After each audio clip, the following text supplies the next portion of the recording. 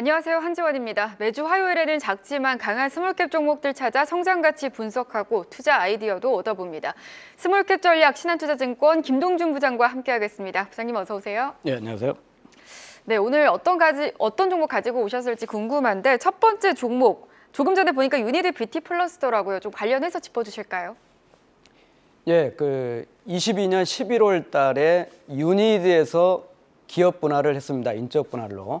여기에서 BT는 보드 목재를 가리키고 플러스는 이제 보드 목재를 떠나서 신규 사업을 통해서 성장성을 찾겠다. 이런 사명을 좀 지은 걸로 판단됩니다.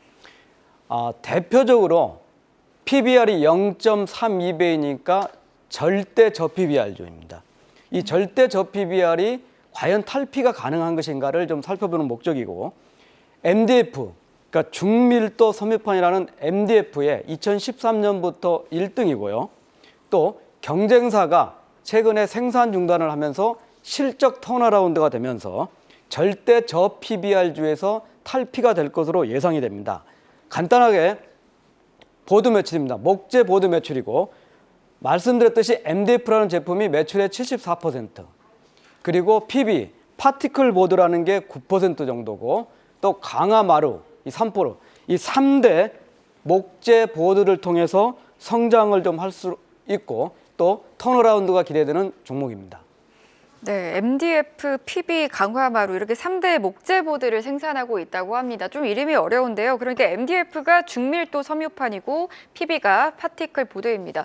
이렇게 강화마루 같은 제품을 생각을 해보면 건설 경기와 연관성이 좀 커 보여서 좀 성장성이 담보될 수 있을까 또 궁금해지는데요. MDF 분야의 경쟁 구조 변화와 함께 추가적으로 성장 요인이 있을까요? 예, 이제 주력인 MDF 이제 쉽게 가구 제품에 가장 많이 쓰인다. 그리고 인테리어 산업재에 쓰인다를 보고 우리나라 시장은 6천억 정도 되는 시장입니다. 자, 1위가 이제 BT 플러스가 되겠고, 전체적으로 5개 업체가 85%를 점유하고 15%가 수입품입니다. 근데 17년에 광원 목재라는 회사가 이제 도산을 했었고, 금년 1월 말에 상장 회사인 써NL이라는 회사가 4위인데 생산을 중단하겠다고 발표를 했습니다. 당연히 1위 업체이기 때문에 수혜가 될 것으로 보입니다. 국내 건설 경기 좋지 않고 또 가격에 영향을 미치는 중동을 포함한 글로벌 경기 둔화도 있기 때문에 단기 시황은 좋지가 않습니다. 그렇지만 PB 사업에 대성 목재를 흡수 합병했던 동화기업이 사업을 좀 축소를 하고 있고, 말씀드린 써NL이 MDF 라인을 이제 생산을 안 하겠다 이렇게 밝혀있기 때문에 단기적으로 매출 증가가 예상이 되고 중장기적으로 수익성 개선 요인이 됩니다. 자, 플러스 알파에 주목을 하자는 측면인데, 지금 이제 마루, 올거다라는 브랜드로 마루 매출은 3%이지만은 이거는 B2C를 좀 지향하는 쪽이고, 전체적으로 보면은 MDF가 시너지를 창출하면서 24년부터 고성장이 되고, 좀 길게 본다면 외형하고 수익성 기회가 될 것으로 보입니다. 또 하나는 대규모 현금을 보유하고 있습니다. 자, 플러스라는 사명의 뜻이 신사업을 추진 중인데, 우선적으로는 수소가 누출 감지가 되는 것을 테이프로, 쉽게 테이프 색깔이 바뀌는 걸 통해서 감지할 수 있는 이런 새로운 제품을 지금 출시를 준비를 하고 있기 때문에 이런 신사업에 대한 성장성도 추가적인 성장 모멘트로 작용할 거다, 이런 측면입니다. 네, 건설 경기는 부진한 상황이지만 새로운 마루 브랜드 런칭에 보유 현금을 바탕으로 신사업에 진출하고 있는 점을 좀 긍정적이다 이렇게 평가를 하셨는데요. 실적도 점검해 주실까요? 예, 이제 연간 공표되는 실적은 23년이 처음이죠. 22년에는 2달치만 해가지고 292억에 영업이익 14억이었고요. 23년에는 1,700억 정도 매출에 41억 정도, 업황이 안 좋다 이런 측면이고, 그렇기 때문에 업계가 구조조정이 되고 있다는 측면입니다. 24년은 턴어라운드 하겠습니다. 1,800억 정도 매출이고 영업이익은 48억 플러스 전환인데, 가장 중요한 부분이 감가상각비가 크게 감소한다는 측면이 되겠고, 자, 25년에는 과거에 실제적으로 내부 사업이지만은 매출액이 2천억 정도를 하게 되면 영업이익이 80억에서 170억 정도 나는 구도입니다. 그래서 2025년에는 2천억 매출을 하면서 95억 정도 영업이익, 그래서 실적이 턴어라운드다. 그러니까 24년은 영업이익 감소 측면, 그리고 업계 구조적 효과가 크고 25년에는 실적이 본격적으로 좋아진다는 측면입니다. 주목할 점은 순현금, 차입금을 뺀 순현금이 931억입니다. 시가총액의 150%, 1.5배나 되는 거고, 이게 이제 신사업 효과도 있고, 말씀드렸듯이 좀 PBR이 0.32배고, 또 주가 대 수익 비율도 9배, 내년에는 6배이기 때문에 매력적이다. 업계 구조조정 효과, M&A 등 신사업, 그리고 아마 이제 밸류 프로그램 때문에 충분히 기업이 주주 경영 가능성이 내비치기 때문에 바텀업을 할 수 있는 국내 MDF 1위, 절대 저 PBR주다, 이런 판단입니다. 네, 요즘에 저 PBR 관련주들이 또 많이 부각을 받고 있는 만큼 이런 부분도 꽤 긍정적으로 작용을 할 것 같습니다. 주가가 보니까요, 지난해 9월에 고점을 찍고 그 이후로 꽤나 부진한 흐름을 이어가고 있습니다. 특히나 올해 들어서 꽤 부진하거든요. 그러면 여기서 좀 어느 정도까지 상승을 기대해 볼 수 있을까요? 예, 주가를 보면은 이제 고점 대비는 지금 많이 하락한 상황이죠. 12,000원 정도, 뭐 이제 테마 이슈성도 있었던 상황이고, 이렇게 보면 됩니다. 지금 시가총액이 620억 정도고, 그다음에 순현금이 931억이고, PBR이 0.32배 정도인데, 실적 턴어라운드 분위기와 맞춘다고 하면은 충분히 PBR이 0.5배 이상으로 갈 수 있는 측면이 아닌가. 그리고 신사업이 추가될 경우에는 더 모멘텀이 있지 않을까, 이런 판단입니다. 네, 알겠습니다. 유니드 뷰티 플러스에 대해서 얘기 들어봤고요. 이어서 스몰캡 전략 두 번째로 준비하신 종목 살펴보겠습니다. 비트로셀을 가지고 오셨더라고요. 예, 비트로셀 하면은 제가 이제 타이틀을 팔색조 매력을 가졌다, 이렇게 볼 수가 있겠는데, 우선은 우리가 1차 전지라고 하죠.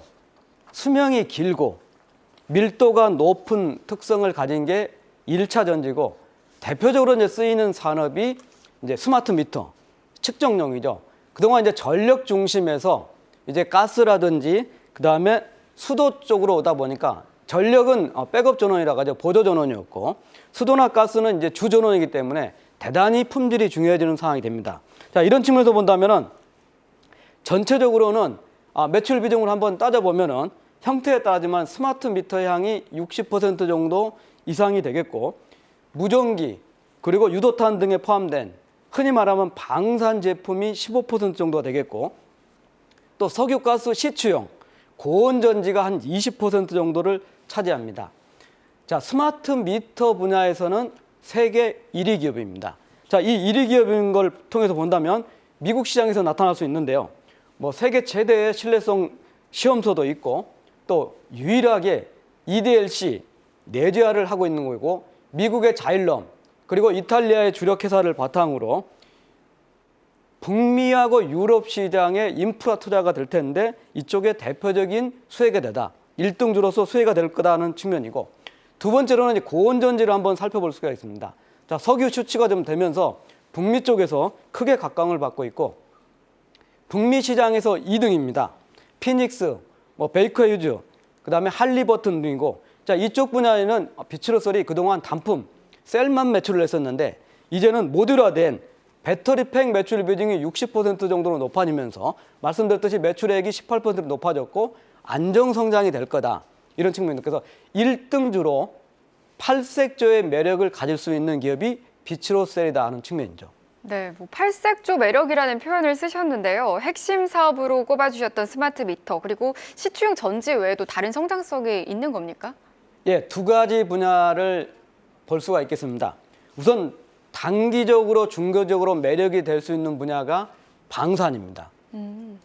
자, 이제 방산을 하면은 네 가지 분야가 나타날 수가 있습니다. 첫 번째는 TMMR이라고 우리나라의 차세대 무전 시스템입니다.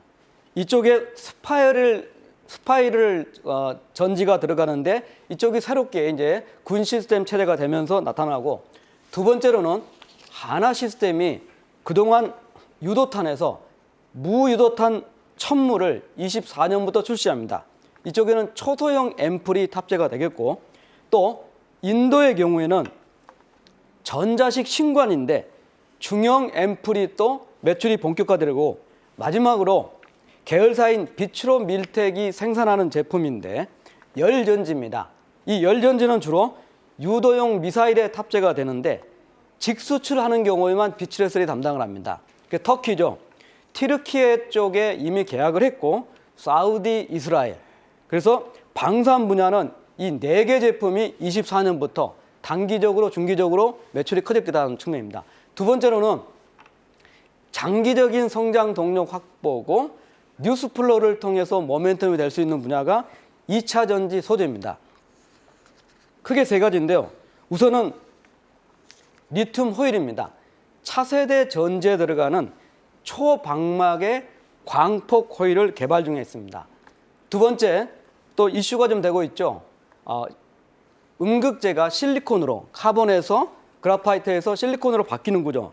그래서 역시 차세대 전지 관련이지만은 실리콘 음극재를 개발하고 있습니다. 이를 위해서 캐나다의 메이크 센서를 67% 지분 인수를 했고, 카이스트의 김여탁 교수, 그 다음에 미국의 조지아텍 이런 교수들하고 협업을 해가지고 역시 R&D를 중입니다. 세 번째로는 자원 확보 측면인데요.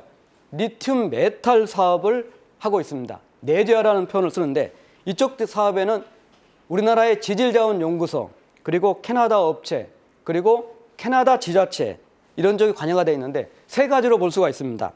우선은 폐전지의 리튬의 리사이클을 한다는 측면입니다. 두 번째로는 리튬 소재를 구매를 해가지고 리튬 메탈을 만드는 과정입니다. 세 번째로는 직접적으로 리튬 소재를 개발합니다. DLE라고 리튬 직접 추출 방식, 그러니까 순도가 낮은 거를 높은 순도로 신기술을 통해서 리튬 소재 사업을 하고 있습니다. 자, 이쪽 분야에는 비치로셀이 갖고 있는 강점이 소스를 확보하고 있습니다. 이 소스를 확보하고 있는 측면에서 앞으로 신제품 출시, 또 협업, 또 R&D 진입으로 뉴스플로를 통해서 만약에 이게 상업화가 된다면은 EV 기업 가치를 절대적으로 크게 높일 수 있는 장기적인 성장 동력, 성장 아이템이다 이런 측면입니다. 네, 말씀해주신 스마트 미터와 시추용 전지 외에도 방산과 2차 전지 소재까지 같이 모멘텀을 가지고 있는 비츠로셀입니다. 좀 중장기적으로 봐도 좋다라고 말씀해주셨는데 그럼 향후 실적과 주가도 점검해 볼까요? 예, 이제 2년 연속으로 매출액, 영업이익, 순이익이 최고치를 경신했습니다. 당연히 이렇게 최고치를 경신하면서 주가가 높아졌다가 지금 주가가 조정 중입니다. 조정 중인 이유는 3분기하고 4분기에 영업이익이 전년 동기 대비 역성장, 마이너스 성장을 하기 때문에 조정 중이라는 측면입니다. 자, 이제 비츠로셀에 대해서는 매출액이 확실히 갈 거다는 측면인데 수익성이 어떻게 될 것이라는 측면입니다. 과거 21년 때까지 1년까지 비츠로셀의 영업이익률을 보면은 15%에서 19% 정도였습니다. 근데 22년, 23년부터는 영업이익률이 20%를 높아졌는데 23년의 경우에는 상반기에 높았다, 하반기에 낮아졌습니다. 조심스럽게 리튬 가격 변동하고 제품가 변동에 대한 레깅 효과를 봐야 되겠지만은 22, 3%의 영업이익을 앞으로 꾸준히 하지 않겠느냐. 그래서 24년, 25년 실적은 매출액하고 영업이익이 연평균 20%, 24% 증가를 하면서 역시 최고 실적 경신을 지속할 거라는 측면입니다. 외국인들이 대단히 선호합니다. 5% 이상 지분 신고를 2개가 할 정도로 상당히 선호하는데 앞으로는 주가의 성장 모멘텀을 가질 수 있는 1차 전지에서 2차 전지 소재 쪽으로 흐름이 있고 실적이 최고치를 경신할 수 있는 측면이면 오히려 외국인하고 기관이 쌍끌이 매수를 할 수 있는, 그러면서 기업 가치가 높아지고 주가도 2만 원대 이상으로 가지 않을까 이런 판단입니다. 네, 알겠습니다. 스몰캡 전략 오늘은 유니드 BT플러스와 비츠로셀 이렇게 두 종목 살펴봤습니다. 신한투자증권 김동준 부장이었습니다. 말씀 고맙습니다. 감사합니다.